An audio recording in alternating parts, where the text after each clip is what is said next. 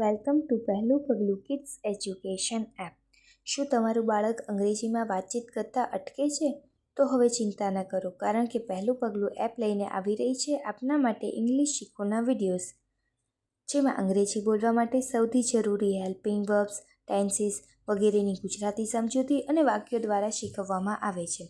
તો આજે જ ડાઉનલોડ કરો પહેલું પગલું કિડ્સ એજ્યુકેશન એપ અને તમારા બાળકને બનાવો ઇંગ્લિશ ચેમ્પિયન. તો ચલો શરૂ કરીએ આપણો આજનો આ વિડીયો, જેમાં આજે આપણે સાદા વાક્યોમાંથી પ્રશ્નાર્થ વાક્ય કેવી રીતે બનાવવા તેની વિશે સમજીશું. પ્રશ્નાર્થ વાક્ય બનાવવા માટે સૌથી વધુ વોટ, વુ, હાઉ, વિચ, વેન, વેર અને વાયનો ઉપયોગ થાય છે. વાક્યમાં જ્યારે કોઈ વસ્તુ, ક્રિયા કે નામ વિશે જાણવું હોય ત્યારે વોટ વપરાય છે. વાક્યની શરૂઆત વોટથી થાય છે. વાક્યમાં પ્રશ્ન મુજબ ઇઝ, આર, ડુ કે ડઝનો ઉપયોગ થાય છે, જેમાં એકવચન માટે ઇઝ, બહુવચન માટે આર અને કોઈ ક્રિયા માટે ડુ યા ડઝ વપરાય છે. દાખલા તરીકે વસ્તુ ઓળખવા માટે વાક્ય બનાવવું હોય તો આ રીતે બનાવી શકાય, જેમાં પહેલાં what plus is plus this યા ધેટ. તો વાક્ય આ રીતે બને કે વોટ ઇઝ ધીસ, આ શું છે? તો એનો આન્સર આવે કે ધીસ ઇઝ અ બોલ, કે આ દડો છે.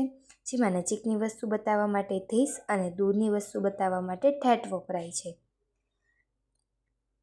પછી જ્યારે કોઈ ક્રિયા વિશે જાણવા માટે વાક્ય બનાવવું હોય ત્યારે આ રીતે બનાવી શકાય, જેમાં પહેલાં what plus are plus you યા ધે પ્લસ ડુઈંગ, જેનું વાક્ય બને કે વોટ આર યુ ડુઈંગ, કે તમે શું કરી રહ્યા છો? તો આન્સર છે કે આઈ એમ ડ્રિંકિંગ વોટર, કે હું દૂધ પી રહી છું. તો આ રીતે પસંદગી કે સમય જાણવા માટે પ્રશ્નાર્થ વાક્ય બનાવી શકાય છે. Riya says, what do you do in the morning? તું સવારમાં શું કરે છે? Siya says, I wake up early and brush my teeth and some exercise. હું સવારે વહેલા ઉઠું છું, બ્રશ કરું છું અને થોડી કસરત કરું છું. Riya says, what do you like to do on the rainy day?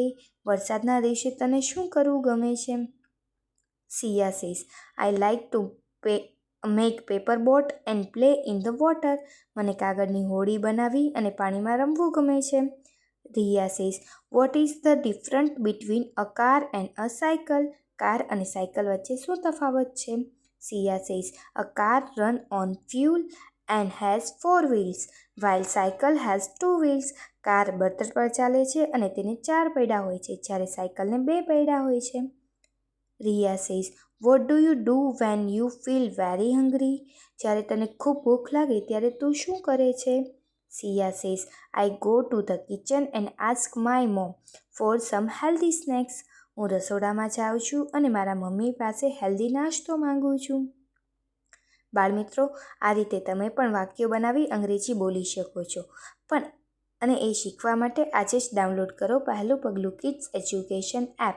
અને હા, વિડીયો ગમ્યો હોય તો વિડીયોને લાઇક, કમેન્ટ અને પોતાના મિત્રો સાથે શેર કરવાનું ભૂલશો નહીં. Thank you.